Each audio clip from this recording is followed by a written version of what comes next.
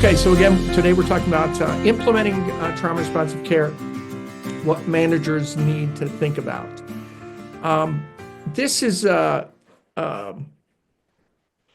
this training covers a lot of ground in a short period of time, and it is designed to get us thinking about our roles in leadership in a trauma responsive environment.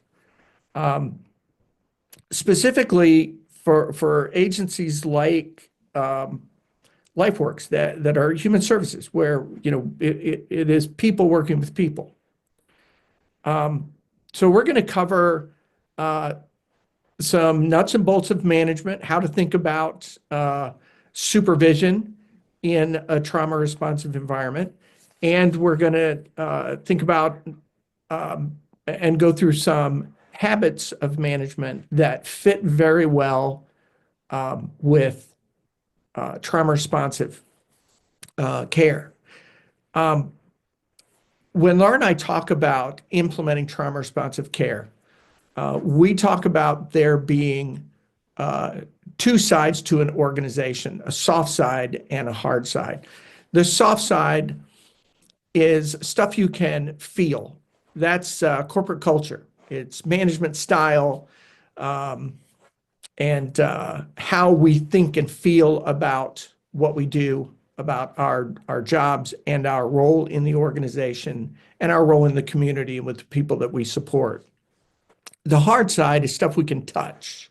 This is actually stuff you can pick up and hand to somebody. It is training manuals, policies, procedures, things like that.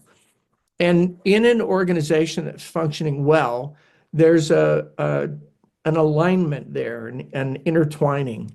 If you think about it this way, if you have a policy on XYZ, then everybody that is involved in XYZ knows about that policy, knows what it means. We have worked with agencies, and you can imagine a situation where you would ask someone in, say, a direct care role, what happens when, what do you do when this happens? And maybe it's an unusual thing. And they might say, I don't know, I have no idea.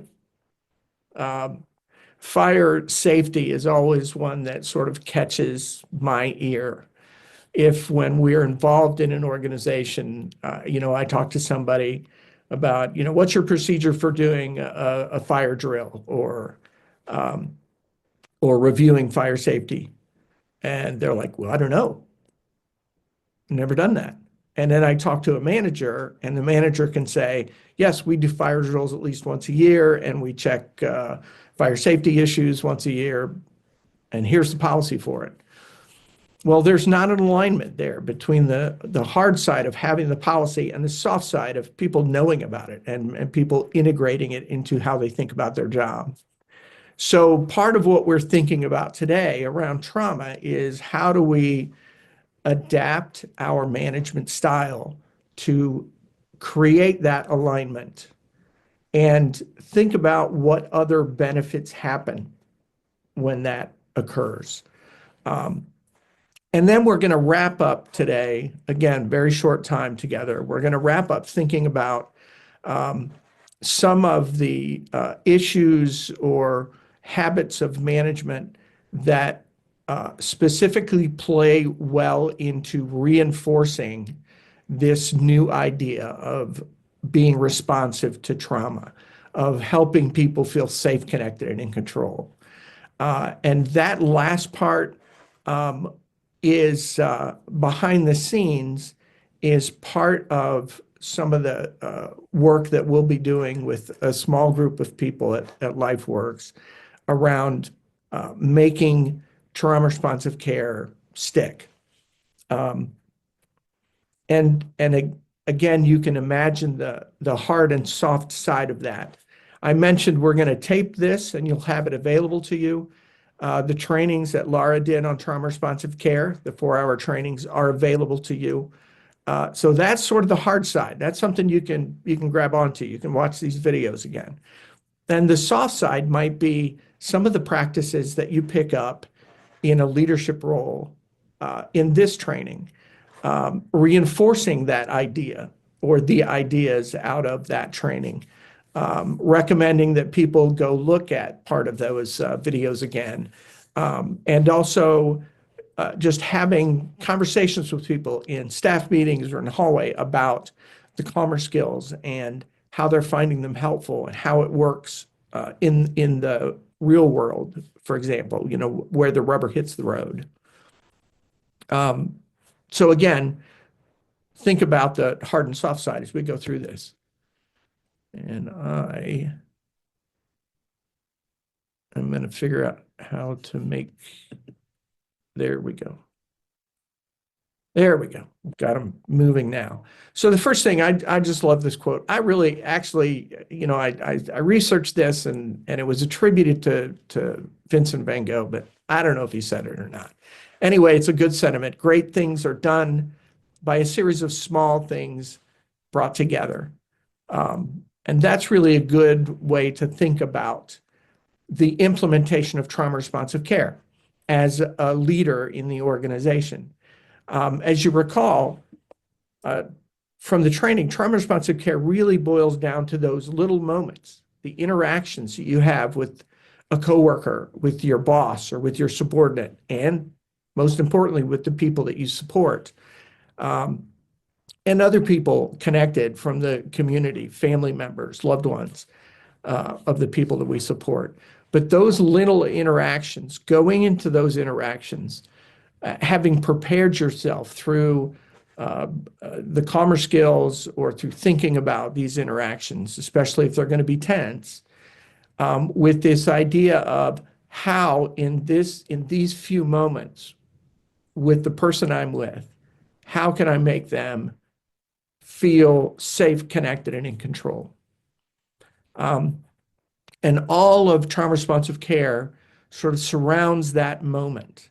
And what we want to do, especially through trainings and conversations with leadership, is we want to make the organization itself, the culture and the written stuff, the policies and procedures, we want to make that into a replicator of those moments.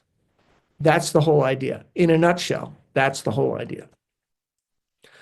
So the first thing I'm going to do is go through some big ideas. And these are big ideas sort of in our culture generally, but set the stage and are, if you will, the forest in our conversation about the forest and the trees. And the first is this, that we are all managers in human service organizations. If you were to, pop into any business school in the world, you might run into a list of things that make up the management role. And they would be abstract sounding things like allocation of resources, planning, and planning for the future, and decision making, judgment calls. And when we think about those roles that people learn when they're going to be managers, and you, if you're in a management role, do all the time. If we think about what happens in a human service organization, we really want everybody in the organization to be doing those roles. And in human services, when we're working directly with somebody, no matter what it is, services around autism or disabilities generally, mental health service or housing services, for example,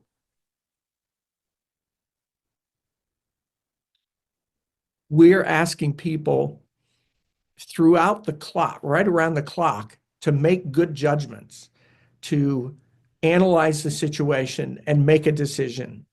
We're asking them also to record, what happened and what they did, especially if there's an event that, requires an incident report or something like that.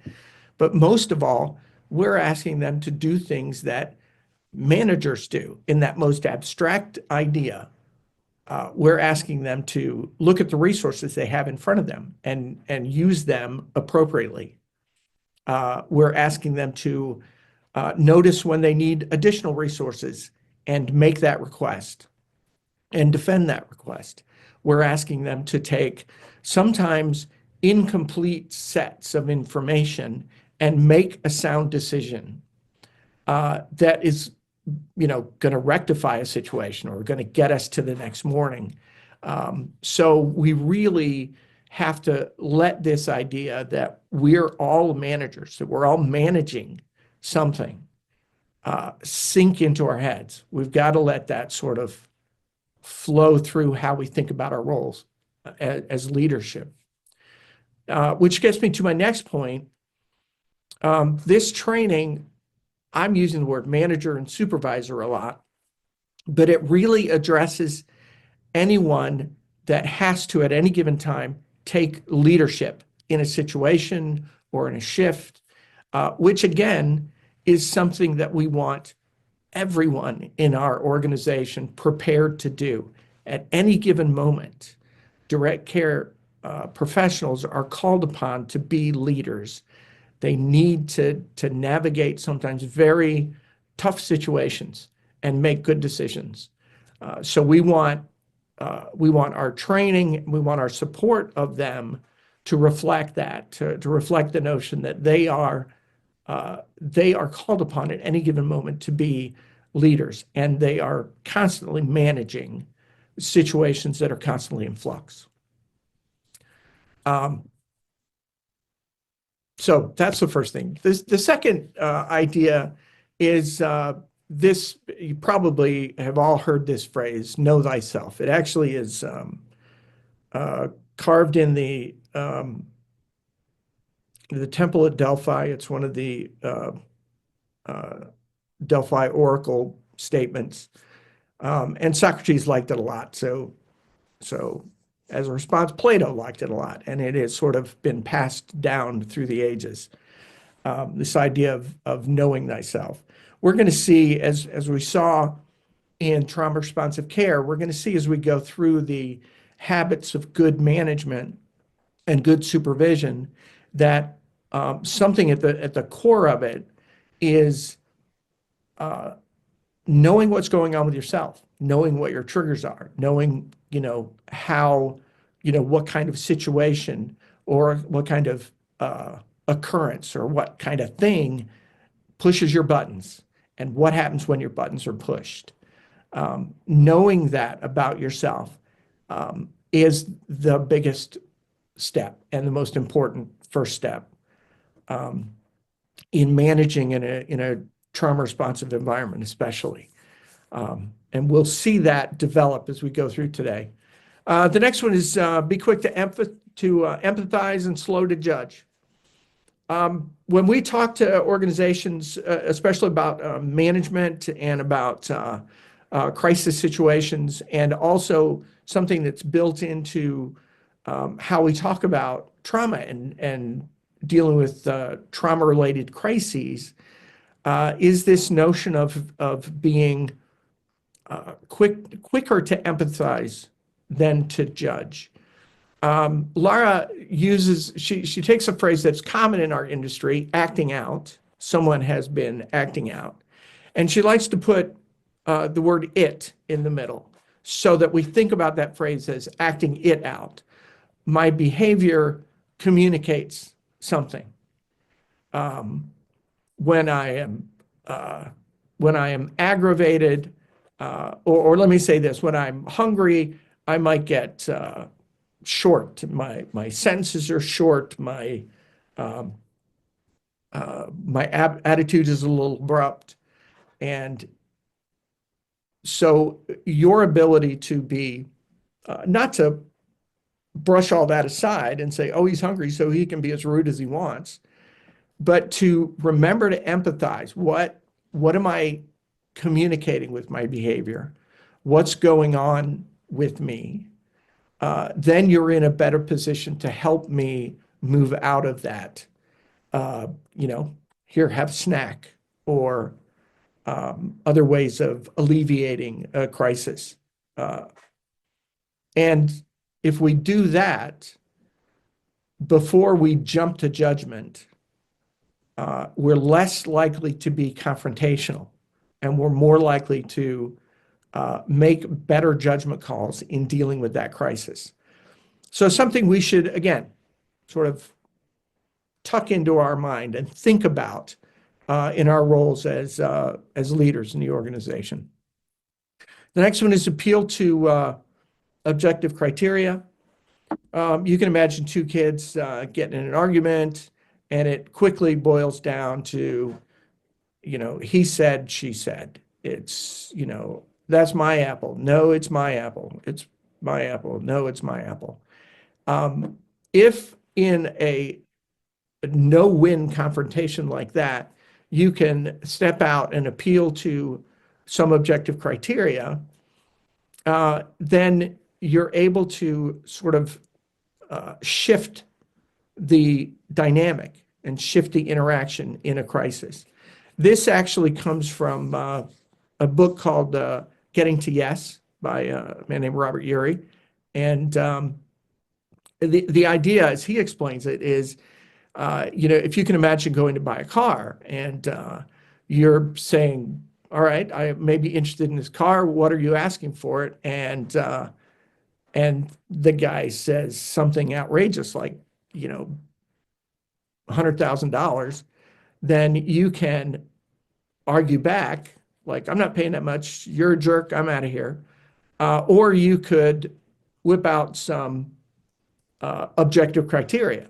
Well, Kelley Blue Book says the value of this car is only $12,000. So why don't we talk more around that? So again, this is a concept that is good for you to plant in the back of your head and let it grow to be part of how you think about your role and eventually sort of second nature. And the last one is be authentic, which is, of course, very easy to say, but hard to do. And to explain this, I'm just going to refer to one study that I actually talk about in my book, which is that there have been plenty of studies that show that talking to employees in a positive way, reinforcing them, you did a good job. You contribute to this team above and beyond, and I really appreciate the work you do. All of that has amazing outcomes in terms of job satisfaction for the staff, lowers retention, and increases positive behaviors on the job, decreases absenteeism, being late, not showing, calling off. But the catch here is that most of those studies find that communication needs to be authentic. You've got to appreciate what staff do, and you have to tell them that you appreciate it. And that works in reverse. You have to tell them that you appreciate it, but you really have to appreciate it. So working on being authentic is much better than trying to figure out how to create platitudes that may sound good because they won't have the effect that you want. All right, so that in the background, let's shift to some concrete work here, but I'm going to quickly check the chats and see what we have going on.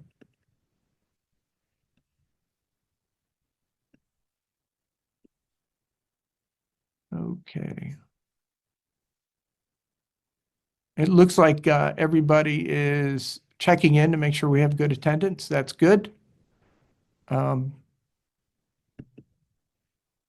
And as we get into questions at the end, I'm going to make sure that I have that information so that I can add it to the registration. I know that some are joining as a group. So we'll make sure we get everybody's attendance in there.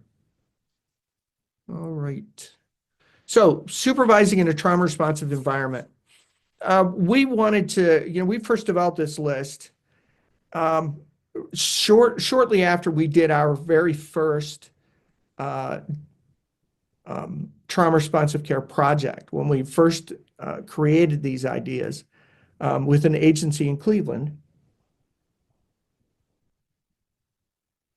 And we got a frantic phone call from a manager that was involved in that project.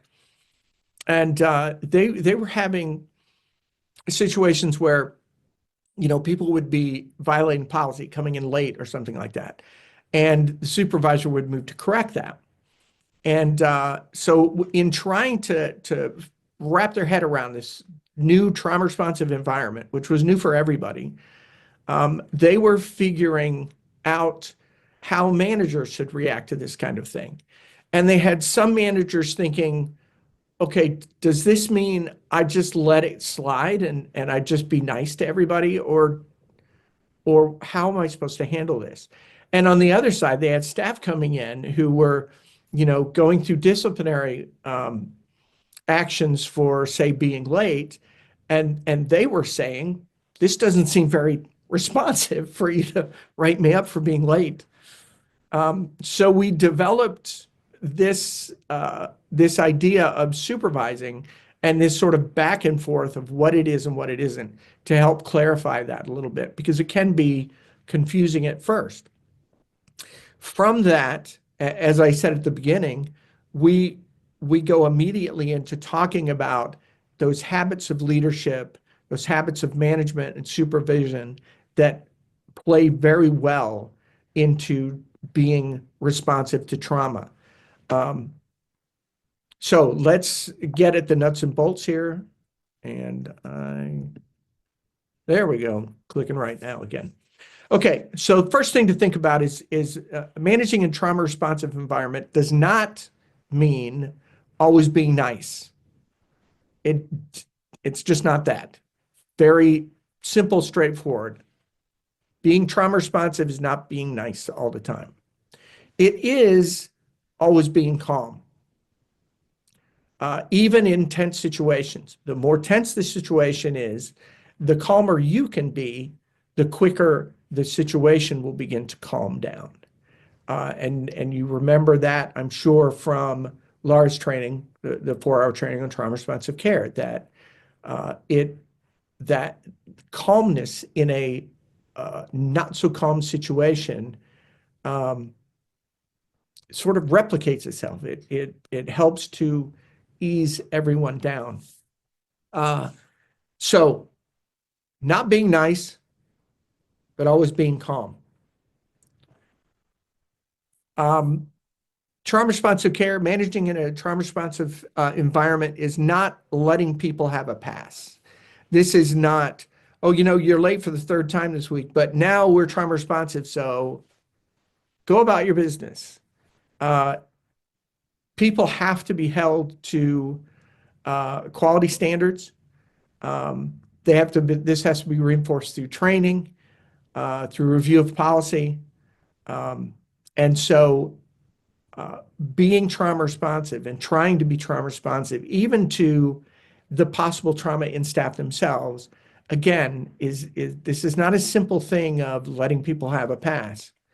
It is, it is consistent with holding people to their training to the highest possible standard of quality. And again, training becomes a big part of that, and how we maneuver through the disciplinary process when it's necessary becomes a big part of that. Next is not depending on emotion, positive or negative. And if it's not depending on emotion, then those little bits of favoritism that may come out inadvertently and without us even knowing about it, because we like this staff or we've known them for longer and we just don't get along with that staff as much, begin to fade into the background if we are thinking about our interactions as a manager not being dependent on either positive or negative emotion. And this book goes back to this very first thing in the "it is" column, and that is always staying calm. I seem to be doing something that is creating a thumbs up emoji. Yeah, there it is. That's kind of cool. I don't know. I don't here, let me try something. What is that? Hey, that see, you learn something new every day. And I'm going to build that into training now. Okay, so not being dependent on positive or negative emotions. It is heavily dependent on agency policy. And this again gets back to those two sides of the organization I talked about, the soft side and the hard side. The soft side, your ability to be calm, to hold people to their training, depends on uh, very thorough and concrete training and a policy that is thorough and that is a living organization. When you think about a policy for something, and policy in an organization, you can boil it down to this is how we're going to respond when A happens. So the first time A happens, if we've thought about it, A happened. Okay, we have a policy to deal with A. And we know B may happen, so we have a policy to deal with B. And then we're going on through life and C happens. And a great response is for that organization to say, we didn't think of C. We didn't know that would happen, but here it has happened. So let's assess, is C going to happen often enough that we want to write down how we're going to respond to it? And if so, we have to write it down. And that is the soft side, the occurrence of C and thinking about C happening, influencing the hard side of the organization where we write down, this is what we're going to do when C happens. I know that's hard to get around. It's sort of a very general abstract concept. Let me give you a hard example of from my experience.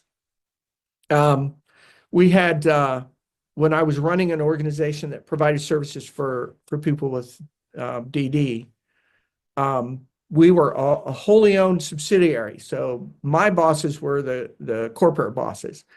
And we had someone who, longtime staff, that became significantly ill.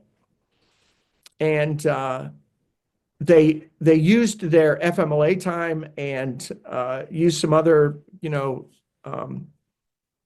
used their PTO, but needed more time off, and hopefully with pay than they had.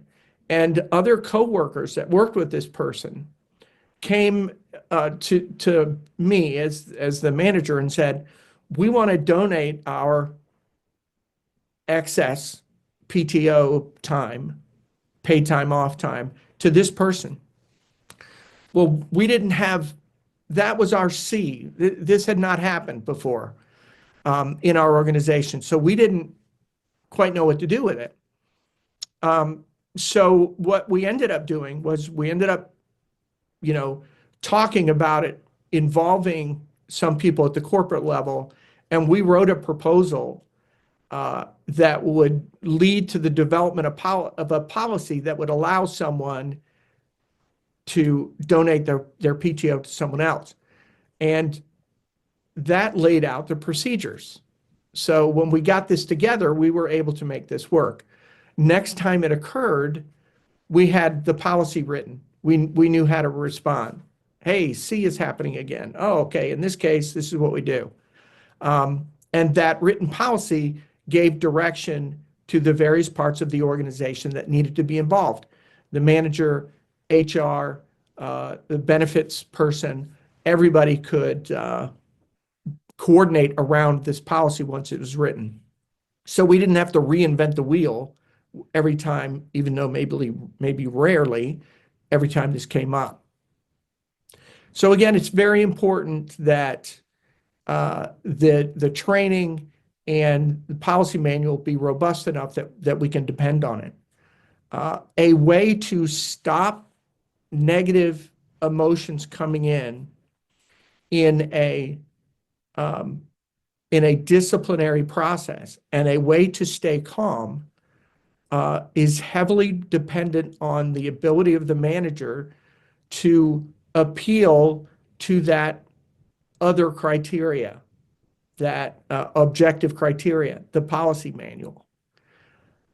If I get mad um, at Ashley for writing me up for being late 3 times this week, and I'm like, you just got it in for me, blah, blah, blah. She can calmly respond, I'm not upset with you.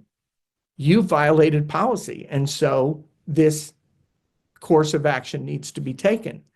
Look, it's right here. You had access to this before you were late 3 times. It takes the wind out of my sail in my claims that she's just doing this because she doesn't like me. She is then able to react in a calm way because she doesn't have to take that personally. She can push my animosity and my anger off onto the policy. You want to be mad at somebody? Be mad at the policy, because the policy says if you're late 3 times, you got to have to, you're written up or you have to go through retraining. So these are the ability of Ashley to push that emotion from me onto the policy, onto that objective criteria, is a tool for her um, to eliminate a dependence on negative or positive emotion, and for her to be calm in that tense situation. It also holds me to that higher standard. And I can't use the excuse that, oh, you know what, we're trauma responsive now, Ashley, so you need to be nice to me and let me get off. She can hold on to that policy and still be calm and still be positive and still be supportive.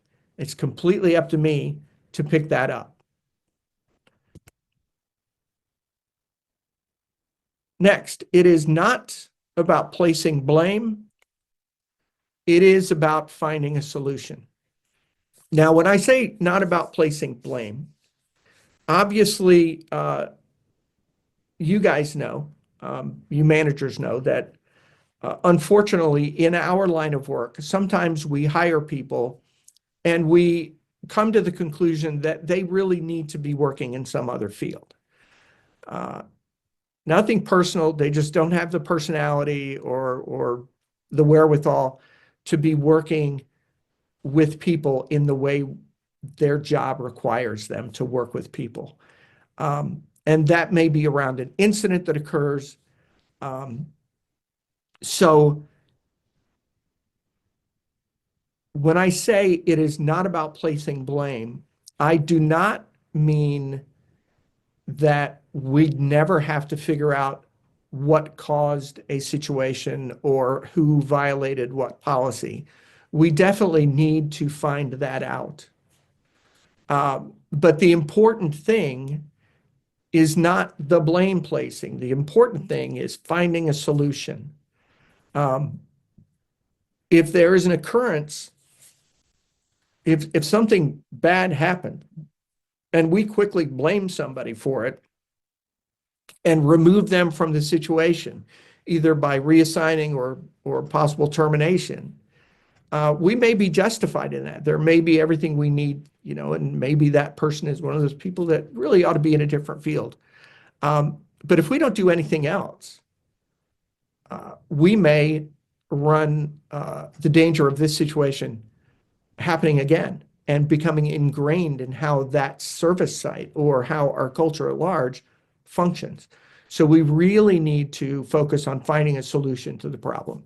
What were the root causes of this incident, and how can we eliminate those as well? Those may be corrective actions to that we need to talk about, or they may mean changing how we think about certain things occurring. So it's not that we're not looking let me say this clearly. Uh, when I say it's not about placing blame, I am not saying it's not about finding who is responsible. That may be necessary, but that's not the focus. The focus of coming out of a situation in the best possible light, the focus needs to be on finding the solutions, which may, again, have that plural. It may have the S at the end. It may not be finding the solution, maybe finding a few solutions. So that's where our focus is. And lastly, building these practices in is not only going to help you in your situation now, but it's also going to help you throughout your career as you aspire for leadership, higher leadership roles in the organization. These kind of practices are going to help. And again, as I said at the beginning, we need to sort of make the assumption that all of us in human service organizations are doing a management role. We're all making decisions, making judgment calls on sometimes shaky ground or little information. And maybe if we had more information, we'd make a different call. But that makes it even tougher. On the front line, third shift, part-time people need to be prepared to make good judgments. So we're really asking them to be managers out on the front line.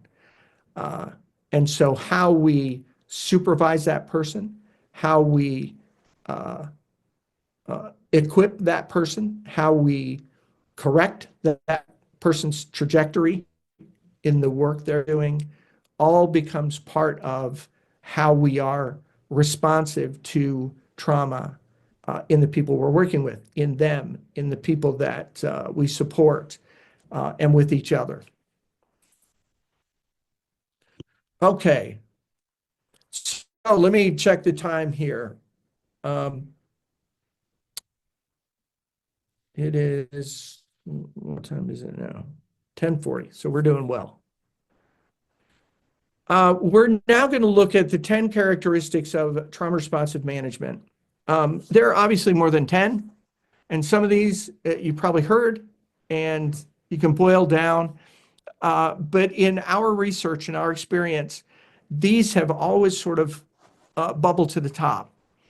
And I've played with this list so much over the past, probably 8 or 10 years. And I've moved some things around and clarified. So here's the latest edition of the Kevin Aldridge 10 characteristics of trauma responsive management. The first thing is practice remaining calm. And this is the calmer skills. I mean, that's how they're set up. If you recall, and you can go into your work pages that you have and rehearse this. But one thing unique about how we develop skills is that you can, in any given situation, if you have the time, you can go through these skills. You can go through CALMER. And they're set up to be that kind of quick serial development. They also function as a more general list of skills that apply to many different situations. And in the first way, looking at them as steps 1, 2, 3, 4, 5, they are very short. You do one, then you do the next, and you get to a certain point where you can respond. From the more broad perspective, they can be mixed up and can be emphasized, and you may find yourself better at one, or it just sort of fits your personality better than others. And as you practice these, that tool becomes your go-to. For example, mindfulness. It's, in a brief way, mindfulness in the moment is what's going on. It's answering that question. What's going on right now, right here?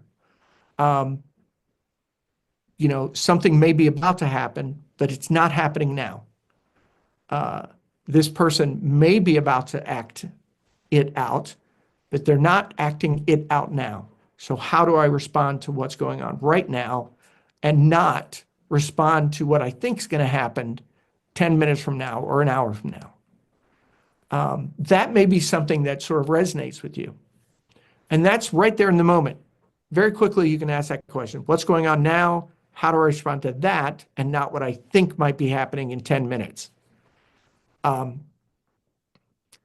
a longer perspective, the practice of mindfulness, where I take time, 10 minutes every morning, where I sit quietly and be where I am right then, where I ask that question, what's going on right now? And practice focusing right on the present and not on what may be going on in my day or how last night was or having a song stuck in my head. That practice of taking 10 minutes a day might help me in those moments when I have to ask that question in a tense moment, what's going on now? How do I respond to this? As opposed to what I think might happen in 10 minutes. And I can get really good at that only because in a broader perspective, I sit down and practice 10 minutes a day of asking myself that question, what's going on right now? And let me sit with what's happening right now and not worry about the past or the future. It's training us to be in that calmer perspective. So again, it's really important to figure out how you're going to practice the calmer skills. These are, again, you can use them as you want. They're tools that you put into your toolbox. They're not prescribed.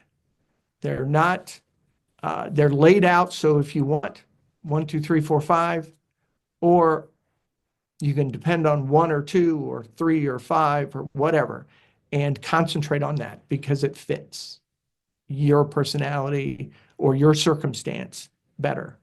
But the way you know that is by practicing.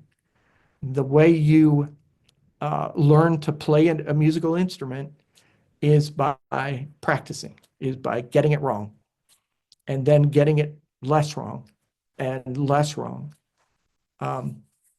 So practice the calmer skills regularly, number 1. Number 2, again, quite general, so we'll dig into how this happens a little bit. And that is know the people that you work with and like them. Now, on the face of it, the philosopher in me is immediately uncomfortable with this because there may be some people in the room that you don't get along with. Maybe it's not that you loathe them. It's just, you just don't click. Your personality and their personality just don't click. And, I find it hard to figure out how to talk to them, or it's just, we're not going to hang out after work. Maybe something as subtle as that. But what we do need to do is figure out what contribution they make to the team and be able to appreciate that, develop the ability to appreciate that. Something that helps with this is something that you can go to. It's called Value in Actions. It's got the website there, viacharacter.org. And Values in Action have this, they have this little sort of quiz you can take and that you can use, with yourself and with, people on your team that helps identify your character strengths. And when I say character strengths, I don't mean Kevin cleans a mean bathroom. I mean, Kevin has the character strength of empathy, or Kevin has the character strengths of being organized or appreciating beauty.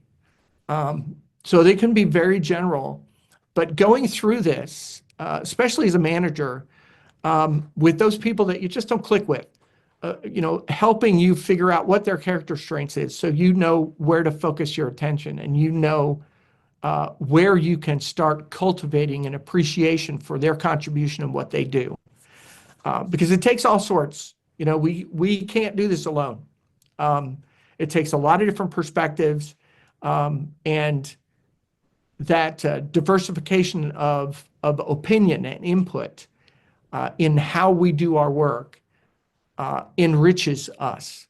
But we have to know where to look to develop that habit of knowing the people that we work with and finding something in them that we can appreciate. It's a very important people skill, if you will. And this website will help tremendously with that. Next is use a positive sandwich. I actually, let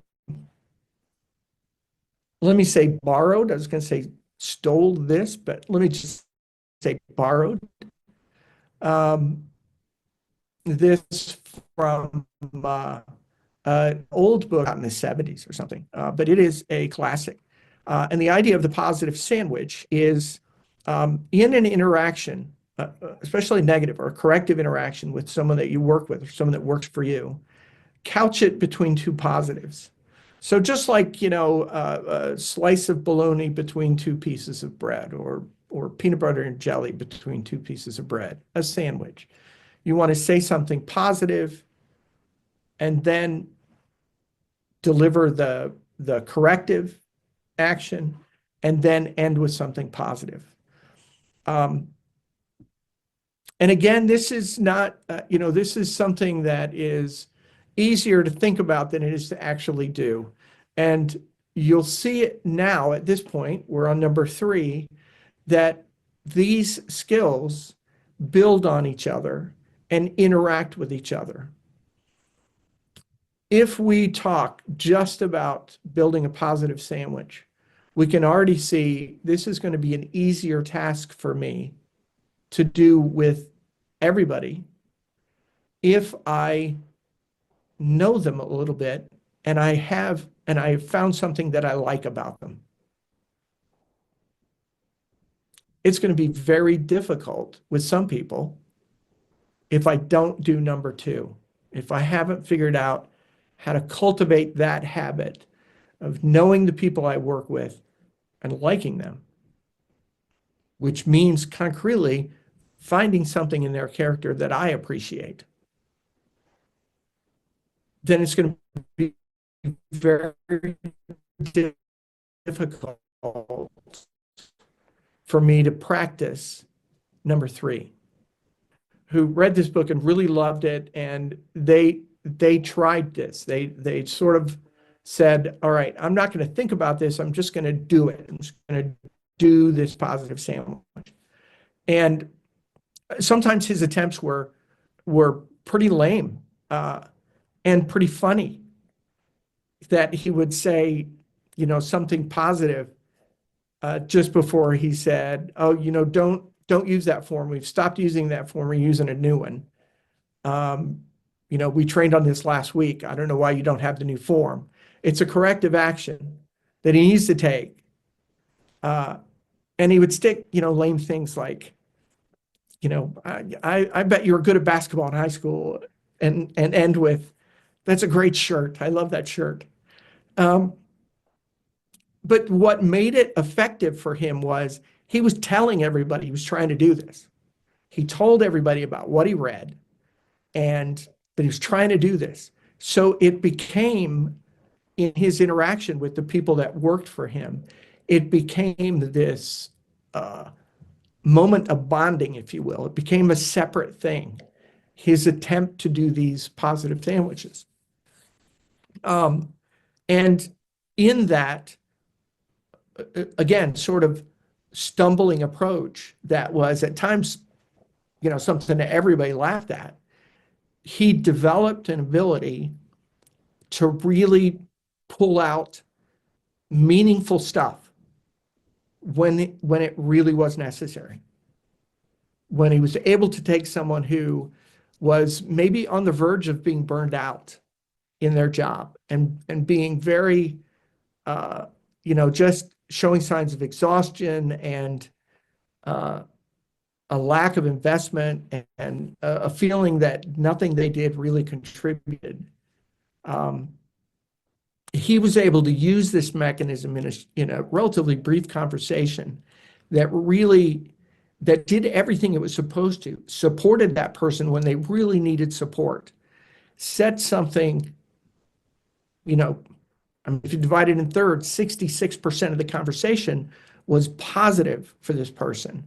But he also was able to create a teaching moment and deliver the bad news, if you will, make the corrective action, and make it in a way that that person could walk away thinking, I really can contribute. And uh, and through that interaction, I am better equipped to contribute than I was before. So again, uh, as you think about these habits and how they interact with each other and how you develop them, it's good to think about the concrete steps that you might take to actually develop these things that you may not end up using very much. Again, think about learning a musical instrument. You have to practice. And the stuff that your teacher gives you to practice are stuff like your scales. All right, go through your scale. So next week, I want you to be able to go through um, the C major scale and E flat minor scale. And you have to practice those scales. And you think, this is dumb because I never hear scales in a song. I never hear someone playing dun, dun, dun, dun, dun, dun, dun. And so why do I have to learn this? Well, then later, you realize that scales are all over songs and that songs are built on scales. But at the beginning, you have to grab onto that bit of concrete thing and work with that until it sinks in a little bit. And that's what we need, how we need to think about these, developing these skills. Number 4, work the problem and wait if you can. You guys, I don't know, maybe some of you in the room remember and have seen the movie Apollo 13. One of the key parts in that movie, which is a movie about the Apollo mission to the moon that developed significant problems on the way. And so the mission to the moon had to be aborted. And then it became all about getting the spacecraft and the astronauts home safely. And at one point, the Ed Harris, who played the part of Gene Kranz, Mission Command at NASA, says in talking to the engineers, gives some direction. He says, work the problem, people. And with that simple phrase, he was able to concentrate everybody's mind on the problem they were working about, that they were working through. Because he knew that if everybody took on the burden and the worry and the responsibility of bringing 3 astronauts back from outer space and land them safely, then everybody would be distracted. But if he could get engineers that were working on the filtration system, for example, to forget everything else and concentrate on working the problem, then that much of the larger problem could be eliminated, and we're that closer to the larger solution. So in tense situations, in any situation, the first part of this item number 4 is work the problem. Remember to concentrate just on the problem for at least a moment. The second part of this may seem kind of strange. Wait if you can. And what I mean by that is that part of how you really concentrate on the part of the problem on the problem is that you identify the things that you can do something about. And there may be parts of the problem that you can't do anything about. So trying to solve those things uh, is really not going to help you much in the moment. So you have to wait. But if you can't, sort of internally put that stuff on the back burner, then you may not be able to concentrate completely on solving the problem. So think about that, the idea of working the problem and not solving the parts that you can't solve now. The other side of that is don't take the time to solve the problems now that you can solve later, because you have more time to reflect on how to solve other parts of this problem if you can wait. So identify those parts that you don't need to do right now and don't do them right now. A good way to think about this is that next line: analyze, refine, and create a timeline. For example, something might happen in the middle of the night. You get a call from staff in the middle of the night, and George had gotten up and in the night, and he tripped and fell over a laundry basket, and he seemed to have twisted his ankle, and I don't know what to do. So solving that problem right now, or solving that problem completely, would involve, for example, figuring out why the laundry basket was left right out in the middle of a dark hallway, and is this a common occurrence? Do we need to develop a training about this? Is it a safety issue? Were there other things involved, like a torn carpet? That kind of stuff. You're not going to do that, at 11 o'clock at night on the phone. What you are going to do is help that staff figure out whether to transport to an ER or call 911, or whether they can apply first aid and then go to an urgent care tomorrow morning. Those kind of decisions are practical and part of the problem that you can deal with then. And having the ability to very quickly analyze the situation and refine down to the parts that you can do now and put the rest of it off will help you in these complex problems. Now, of course, the example I used is pretty straightforward. You can understand how that would work, that you're not going to do a full investigation of the phone at 11 o'clock at night. You're going to deal with the injury and help that staff respond. And then the next morning, after everybody's gotten some sleep, you may look into what's going on with this laundry basket and are there other safety issues. But in a moment, this kind of analysis can easily escape us. I have countless times encountered frantic staff that were dealing with a shortage of staff, something that a lot of agencies, unfortunately work with quite a bit. And they had a staff that had injured themselves, so they were going to be out for their shift tonight, and they were going to be out for their shift 3 days from now. And this same staff had another call off at a different site. And they were spending a great deal of time trying to figure out how to fill this shift 3 days from now, because they were so caught up in this general idea of being short-staffed that they spent too much time dealing with something that's not going to happen for 2 days, and so had little time to deal with another issue that's going to happen right now.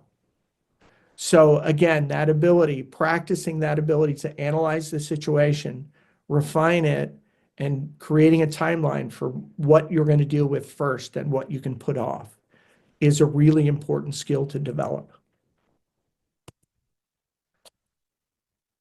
Next, 5 in our list of 10, we're halfway through. Rely on policy, not on emotion.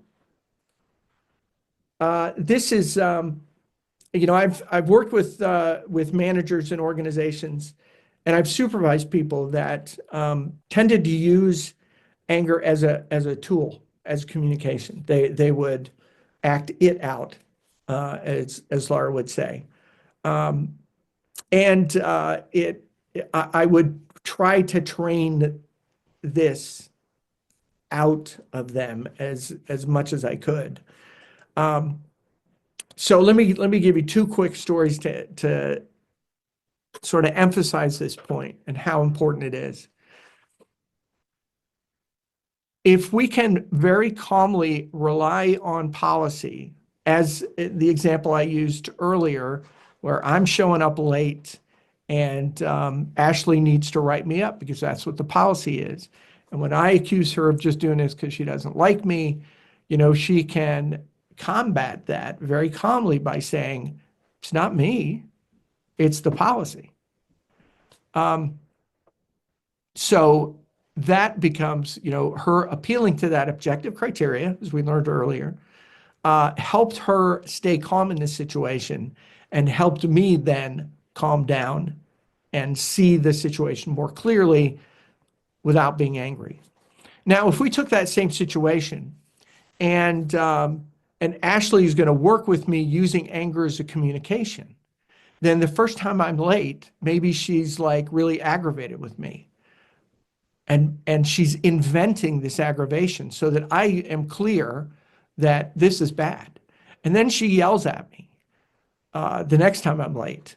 And then she really yells at me the third time I'm late and threatens to write me up. Now, what I'm supposed to understand from this circumstance is that this issue becomes more important for me, and I should pay more attention to it based on how she's acting towards me. And so I think, well, I can be late twice this week because the third time is when she threatens to write me up.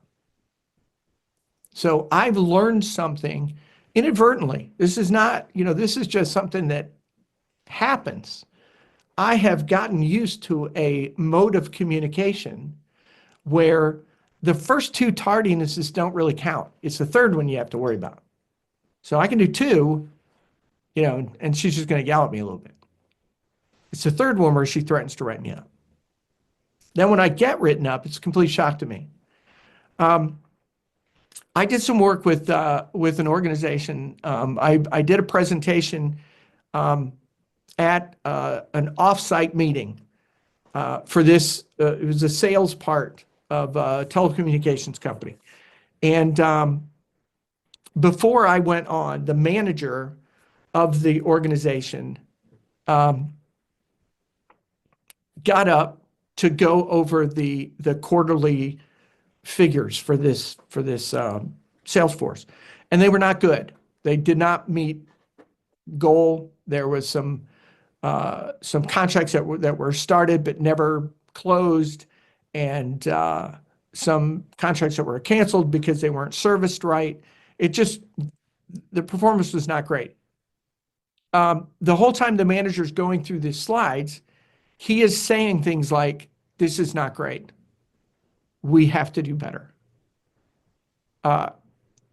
He never raised his voice because he had cultivated this idea of staying calm. When he got to the last slide, it was something simple like, what's next? And what he wanted to communicate was that we can't have another quarter like this without a severe overhaul of what we're doing, which could really negatively affect a lot of us in the room. And he would say it that calmly. And then he said, when I put this retreat together, my boss, and he named the guy, he said, my boss heard about it and called me up and said, what are you doing? You're having to retreat your staff. Why didn't you tell me? Why didn't you invite me to come, be a part of it? And this manager said to his boss, and now he is announcing to the whole crew in the retreat. He said, I told my boss I didn't invite you because I'm going to yell at them, and I didn't think you should hear that. And he said the sentence that calmly. So he used the word yell, but he didn't actually raise his volume in any way that anybody in the room would define it as yelling.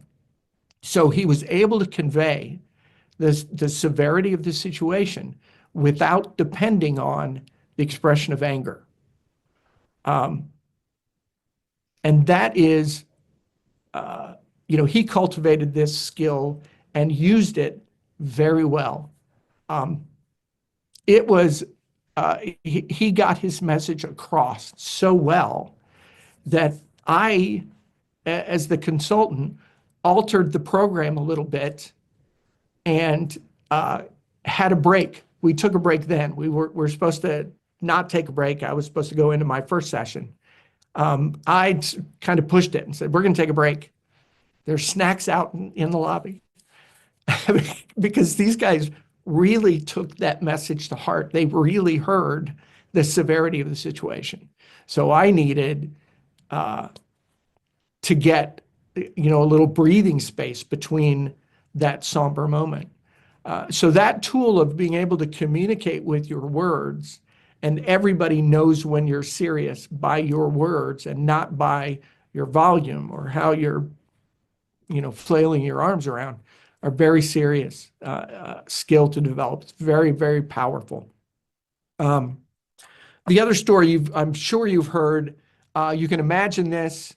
I actually played this story out a number of times, so with my kids. But so you can imagine me, a young father, and we're at the pool with the kids, and they're playing, and I'm like, okay, guys, we got to go, and we all pack up, and we're walking to the entrance, and a neighbor walks in. And I'm like, hey, Joe, what do you know? And we start chatting. And we're chatting, and my kids are standing there with all their stuff. And pretty soon, the towel drops and the toy drops. And with Joe's kids, they're now back in the pool and they're playing and having fun. And I start to wrap the conversation up, and I turn to my kids and I say, hey, I told you we got to go. Come on. So they get out. And while they're getting out, me and Joe are back in our conversation, and it keeps going.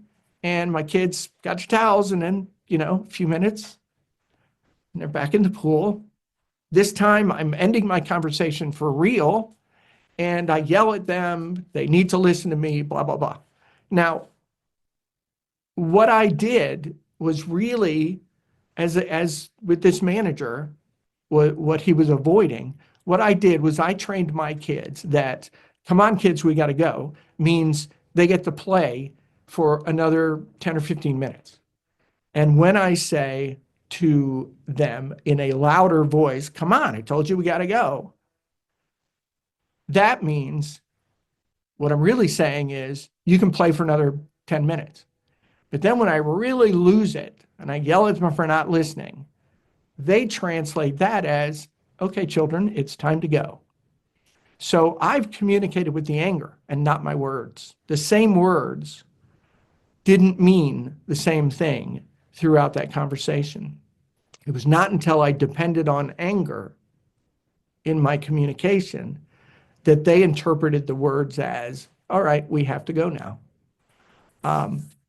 So again, these are very, very basic examples, hopefully to hone in on the importance of noticing when we tend to use anger as a communication. My staff are going to know I'm serious about this because, I'm going to yell a little bit. Avoiding that and cultivating a relationship and a communication style where you can say, this is not bad. And if we can't change it, then we're going to have to figure something else out. Say that very calmly and people can hear those words and walk away thinking this is very serious. We need to deal with this. And I communicated that with words and not with emotion. So that's number 5. Going on number 6, always start and end with a question.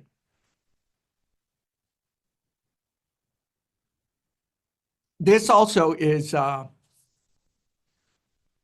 one of those things like the positive sandwich, where you can comically try to do this universally through every interaction you have. What's the weather? And remember to do that report when we're in the meeting. And do you like the color blue? It can be ridiculous, and you can use that ridiculousness to hone this skill and bring other people into this language game that you're playing. And in doing that, when you need it, you'll be prepared to enter softly into a tense situation by asking a question. And then you're able to reassure people at the end of that conversation that you really understood what's going on. You really heard their perspective, and you're taking it with you by ending with a question. This is related to that idea of seeking to understand before you seek to be understood. When you enter in saying, I am open, I bring my own perspective to what's going on here, but I am open to alter that perspective. So help me understand what's going on from your perspective. The solution then becomes something that we've all done. The solution is not the boss walking in and say, what's going on here? Do this. And then nobody understands exactly and completely why we're doing this, other than the boss just told us to do it. But if the boss comes in and says, I think we ought to do this, but I want to hear what you guys are thinking, a new solution may come out of it, or at least a new understanding. I may leave that as the boss, having said, let's do this. But everybody understands. Everybody has, in that circumstance, in that situation, everybody has a deeper appreciation that their side was heard. Their perspective was taken into consideration. May not alter the conclusion, but it might alter the conclusion. And it's important that everybody sort of feel that. And again, so the solution becomes something we all do and not something that is handed to us from on high. Number 7, seek to manage systems, not people. This is one of my mantras. I say this to everybody that will listen, and I say it long past they care to listen to me, especially in human services. When we let that idea that everybody in human services is in a management position, they are doing management stuff, making decisions, making judgment calls, and we want them as equipped as we can to make good judgments out in the field. In that situation, we cannot manage people. We can't, in a sort of military sort of way, say, do this, and do that. What we need to do is manage a perspective, manage the system through which they figure out, in my job, I need to do this, and then this. And that you can tweak that through managing the system and not trying to manage the person. If we tell someone, just like in any kind of ABA situation or behavioral management or behavior management situation, when we introduce something, whether it be a aversive, a class of punishment or reward, what we're really doing is we're really presenting a choice. We're telling somebody to make a choice. And sometimes we forget that they may not make the choice we want. Again, a story from my my own past. I got years and years and years ago, my son was old enough to get a bike. And so we got him a bike, and he's riding the bike. And he wants to go outside and ride a bike. And I'm like, well, you can, but we're leaving soon to go do whatever. So just ride around here. And we lived in a townhouse. I said, just ride in the parking lot right around here. Watch out for cars. He goes, can I ride down to the pool? I'm like, nope, just stay right here so that I can call you. So then we're getting ready to leave. So I step out to call him, and he's nowhere to be seen. So I walk down to the end, and when I get to the end, I see him riding his bike back from the pool. Now, he had asked a number of times, and I said, no, you stay here or you lose your bike for a week. And so he's coming back from the pool, and he didn't say a word. He stopped, got off his bike, and sort of handed it to me. And we walked back, and I had not said a word at this point. And then I finally said, you know what? You knew the consequences. Why did you ride to the pool? And I thought I was being reasonable. I think I'm teaching him something about obeying his father. And he said, I'd been down 2 or 3 times and you hadn't come out. I figured the risk was worth it.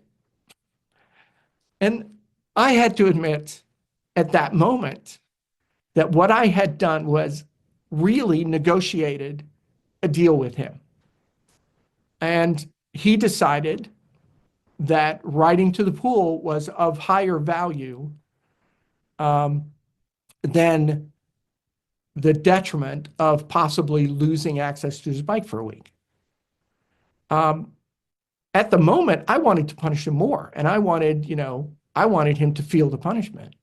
And he's perfectly calm and fine with it because he understood the deal we were making. So again, you have to be ready for that kind of nuance. And when you try to manage people directly, you're going to be confronted with them taking the deal that you don't want to take. So think about managing the system and not trying to manage people directly. Number 8, seek to persuade and not coerce. If I want my team to do something, I can walk in and say, this is a problem, this is what we're going to do, get busy on it. And it may take a short period of time for them to get it done. It's going to take a long time for them to buy into it and to do it without any grudges. If, however, I come in and say, this is the problem, let's solve it, it's going to take longer for all of us to come to a solution. And I may not love the solution, but everybody thinks it's the best.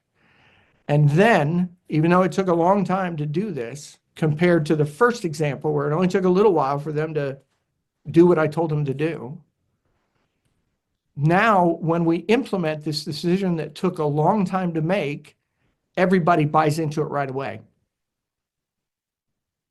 So the decision-making may take a longer time. The solution may take a longer time to evolve, but when it evolves, everybody's going to be on board. They're going to at least understand, even if they don't agree with it. But if the solution is just given to them, do this, then it's only one person's perspective. The decision is made quickly. You can start implementing quickly, but you're going to have all sorts of problems until people completely understand it and completely buy into it. So remember, as much as possible, we want to persuade as opposed to coerce. And number 9, be active and accessible and listen. Actively accessible and listen. And this is where awareness of burnout comes in too. A intuition from listening to people will develop where you note changes in their attitude or how they approach their job. And again, this plays into everything we've talked about so far, like starting and ending with a question and seeking to be seeking to be understood after we have sought to understand what's going on, which is our final number 10, seek to understand before being understood. And all of this, 1 through 9, leads up to 10, and 10 helps you develop all of the skills in 1 through 9. So I'm going to go through something very quickly and then open it up to questions in our last 5 minutes here. But I want to talk very quickly about some other broader concepts that are important in implementing change. Becoming trauma responsive is really a cultural change. There are definitely changes in the hard side of the organization. You're going to have new training requirements.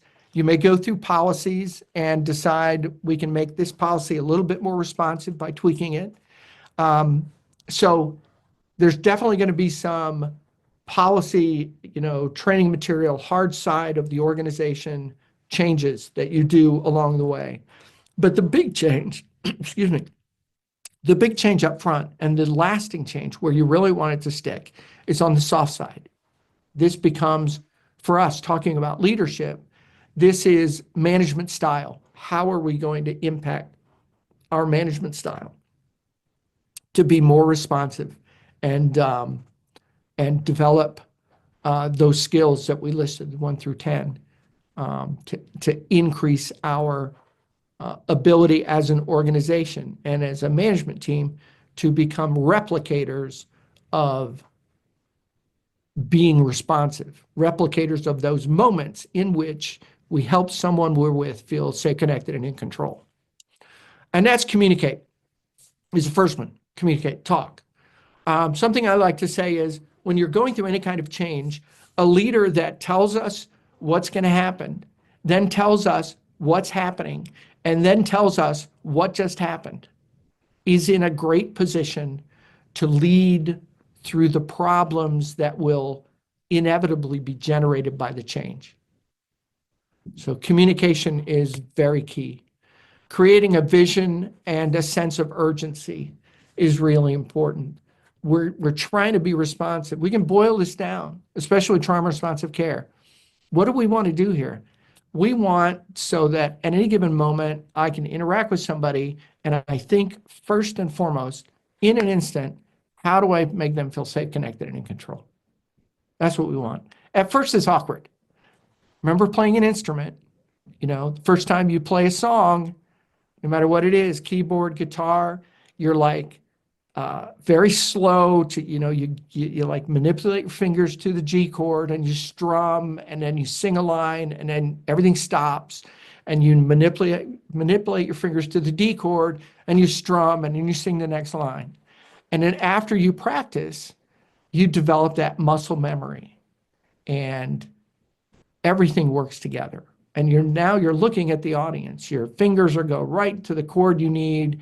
Your right hand is strumming exactly when you need to, and you're singing the song over all of this physical activity. And that's what happens with practice. You develop that muscle memory. So having that vision that we awkwardly think about it first, but we think about it enough that it gets drilled into our head and drilled into our psyche and becomes part of how we think and feel about our job is the key here. It also includes staying consistent, keeping your eye on the prize, and celebrate wins. When things go right, when somebody uses a commerce skill, when somebody says, I tried that and it seemed to work, and or I tried that and it didn't work, then you start a conversation back to communicating. Build TRC into training and policy, as we talked about in the hard side. Evaluate constantly. And this last thing is most important, is remember that all of these things are things that you actually do. So we usually think about communicating, like we need to increase our communication. Everybody goes, yeah, we need to do that. And then meeting adjourned and everybody goes out thinking we need to increase our communication. What happens next is, well, what is communication? It's talking. Okay, so let's schedule a conversation where we talk about this. All right. And we need to talk to our staff. What does that mean? That means I need to figure out a time when I'm going to walk up to my staff and talk about this in a staff meeting, maybe, or next time we meet at the site, or whenever. But we have to concretely plan how this is going to occur. All of this that we've talked about today may feel like something that just happens because that's how we do our job. And that is the end product. But that always starts, like the song, awkwardly contorting my fingers to the chord I need. It starts by doing that and practicing. It starts by figuring out what does it concretely mean to have a vision and to create a sense of urgency. Sometimes this is not easy, but as managers, we need to remember that we make these things happen, and that's part of our job. I'm going to end with a couple of quotes really quick. I'll just let you read this one. And I'll end with this one. This is one of my favorites ever. Management is doing things right. Leadership is doing the right things. And with that, we've got just a few more minutes. I'm going to figure out where I am here. And I'm going to stop sharing. So with that, I thank you very much. I will be in contact with Ashley, with you, about getting this, having this.